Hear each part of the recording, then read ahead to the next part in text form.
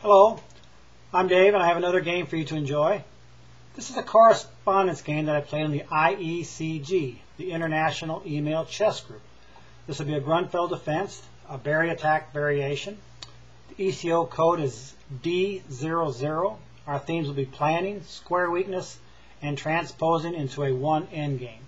I'm playing white, my opponent is black, and he's from Greece, and we had a pretty good game here. So I played D4, he played knight to F6, knight to F3, G6. If you play D4, eventually you're going to run into either a King's Indian defense or a Grunfeld defense. And the difference basically is the Grunfeld black plays his D pawn to D5, and the King's Indian he'll play it to D6. In both variations he does finish at his bishop to G7.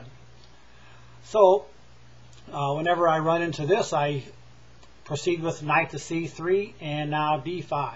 If he would have played D6, I would have continued with E4, changing from a king's pawn opening to a queen's pawn opening to a king's pawn opening, playing a variation of the Perk defense. But today's game is the Grunfeld, and I'm going to now look at the berry attack. The idea of the berry is that I will play this bishop to F4. I'll play my pawn to E3, this bishop to E2. Eventually this knight will go to E5, and I'll push this H pawn forward and eventually castle queenside with my king. The idea, I want to open this H file for my rook, and with the knight at E5 and my bishop and queen as a berry here, I'll have pressure on the king side. So let's see how the game progresses here. He played D5, now I play bishop to F4, bishop to G7, E3, continuing my plan, A6, bishop to E2, black castles, and I play knight to E5. The knight is very well posted here. Black responds E6, H4. Now I'm beginning to my kingside attack. I'm pushing my H pawn.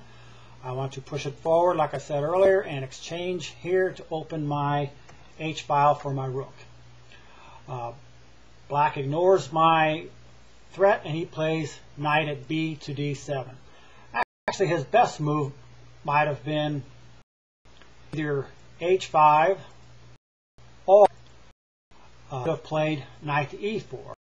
There I would have played maybe knight to E4, D takes E4, bishop G3, and F6. And white would have a slight advantage, mainly because of his weakened kingside pawn structure here. But black chose not to play that. He played instead knight at B to D7. I continue my attack, H5. He plays knight to E5, trying to diminish my attacking pieces. I play bishop takes E5. He plays knight to D7. There again, he wants to get rid of my pieces who are putting pressure on him. I respond, bishop takes G7, removing a key defender of these dark squares. These dark squares around black's king. So black takes with king takes G7, and I play H takes G6, opening the H file for my rook, which is part of my original plan that I explained in the very beginning of the game.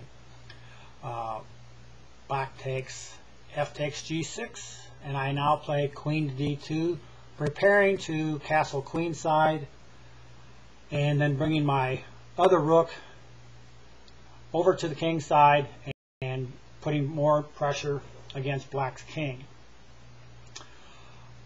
Black responds with queen to F6, putting pressure against my F2 pawn, preventing me from castling at this next move. So I played F4. He plays C5, knowing I'll be castling queenside, and he wants to begin to get some counterattack and counter pressure against my king. And I play G4. He plays C takes D4, and I could have retaken right away at D4, but instead I played an in-between move. I played G5, attacking black's queen, forcing it to move, and then he played queen takes F5. In an earlier game, I had played the same variation. My opponent played queen to e7. I continued with queen to d4, and he played king to g8, and I ended up then castling queenside, and he played queen to c5, and we had a pretty good game there, and I eventually won that game also, mainly because of my pressure along the h file here with my rooks. But back to the game. Black played queen to f5, and then I played queen to d4 check. He retreats his king to g8. I then played castle queenside. He plays b5, trying to get some play again on my queen side. Played bishop to d3, attacking his queen and putting pressure on the king side pawns with my bishop and rook. The queen goes back to f7, and I bring my rook to h6, preventing this pawn from possibly advancing forward, even though I could take it en passant. Just prevents the pawn from moving, and this gives me more pressure against this pawn since it's no longer able to move. Black plays queen to g7, and I go ahead and swap queens. This actually helps me with my attack. Black plays king takes g7, and now I play rook at d to h1. Both my rooks and my bishop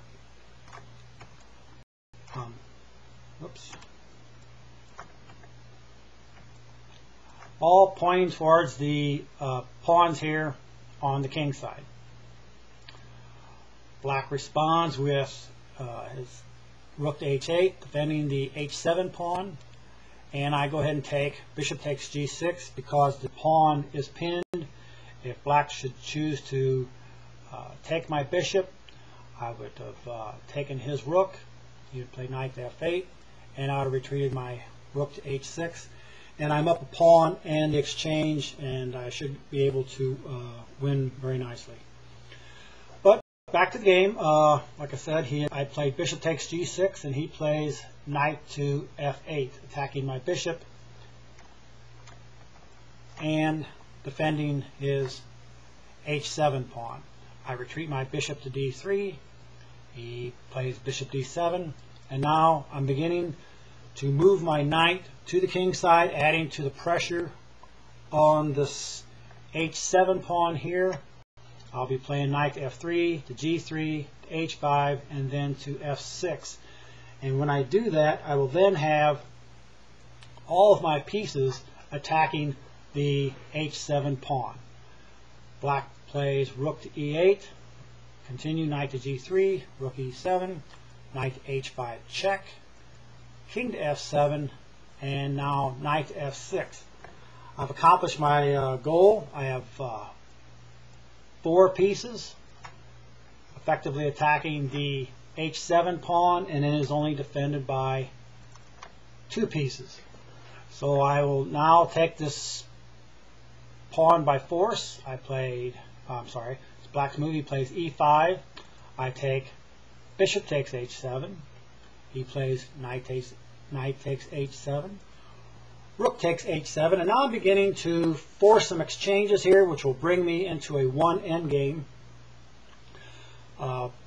Black's forced to respond. Rook takes h7. I take rook takes h7. King to e6, and I can continue to make these exchanges, and these are all forced by black. Rook takes e7. King takes. Knight takes d7. King to d7. And you can see that I have now transposed into a 1 endgame. I'm up 2 pawns, but more importantly, I will have 2 connected passed pawns here, which will be impossible for black to stop. He won't be able to move his king away from these, and he will be unable to defend his queenside pawns. But black decided to play on a little bit more here. I played king to d2. He takes e takes f4, e takes f4, king to e6, king to d3, and black here resigned. Knowing, like I said, that he can never capture the f4 pawn, because if he did, he would be unable to stop my g pawn from advancing and queening. his king would be forced to stay here on the king side, allowing my king to enter his position and capture his queen side pawns, and then I could advance my pawns and queen also from that side of the board. Well, hope everybody enjoyed the game. I enjoyed showing it to you. Please excuse my voice. I've had some throat problems lately. So anyway, hope to have another game for everyone in the very near future, and thank you very much.